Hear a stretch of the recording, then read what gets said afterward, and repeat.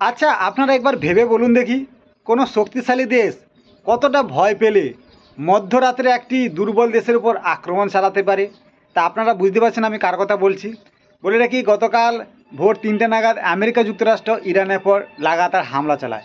এই হামলার পর তাদের যে সেনা প্রধানগুলো রয়েছে তারা সাংবাদিকের সামনে এসে বলছে, হ্যাঁ আমরা ইরানের পর আক্রমণ চালিয়েছি, আর এই আক্রমণ আগের আক্রমণের থেকে 3 থেকে 4 গুণ ভয়ঙ্কর।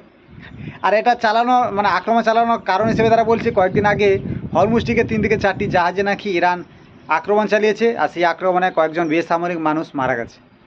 আর তারাই আন্তর্জাতিক আইন পড়াচ্ছে, যারা গাজাই বলুন, ফিলিস্তিনি বলুন বা ভিয়েতনামে বলুন, যেভাবে তাদের রাষ্ট্রপ্রধানকে আক্রমণ মানে তুলে নিয়ে আসা বলুন, মানে সমস্ত আন্তর্জাতিক আইন বাঁশ দিয়ে দিচ্ছে, তা সত্ত্বেও তারা আন্তর্জাতিক আইন পড়াচ্ছে ইরানকে।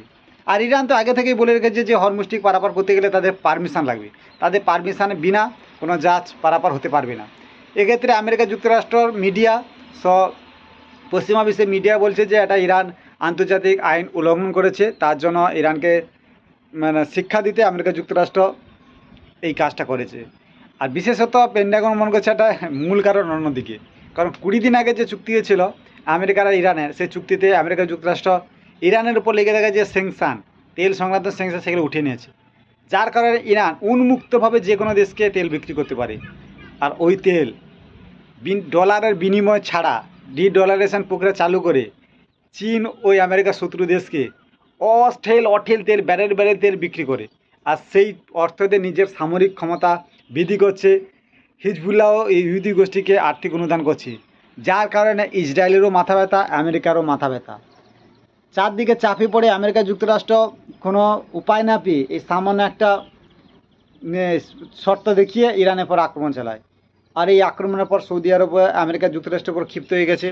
তারা আমেরিকা যুক্তরাষ্ট্রকে ধিক্কার জানিয়েছে, কারণ এই মুহূর্তে ইরানের আয়তুল্লাহ খামেনি যে সর্বোচ্চ ধর্মীয় নেতা, তার জানাজা চলছে। সেই জানাজায় বহু দেশের মানুষ প্রতিনিধিত্ব করে উপস্থিত হয়েছে। তার দেশের নিজের দেশের মানুষ অসংখ্য কান্নায় ভেঙে পড়েছে, কারণ তার ধর্মীয় নেতার প্রতি ভালোবাসার কারণে শেষ বিদায়। আর এই জানাজা তার নিজের ছেলেও আসতে পারেনি। চারদিক থেকে দুঃখে কষ্টে রয়েছে, মানে কি মানসিকভাবে চাপে রয়েছে ইরান।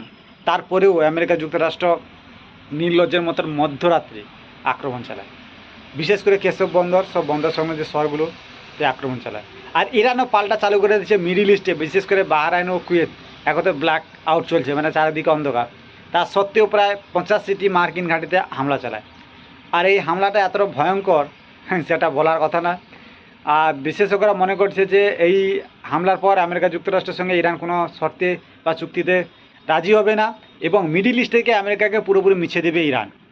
আর সেটাই লক্ষ্য নিয়েছে ইরান। তো দেখার বিষয় পরবর্তীতে কি হয়, মিডিল ইস্টে আমেরিকা থাকে না আমেরিকা যুক্তরাষ্ট্র ইসরায়েল যৌথভাবে ইরানের উপর আক্রমণ চালায়, সেদিকে নজরে রাখবো। আর আপনাদের যদি ভিডিও ভালো লাগে অবশ্যই সাবস্ক্রাইব করে থাকবেন। ধন্যবাদ।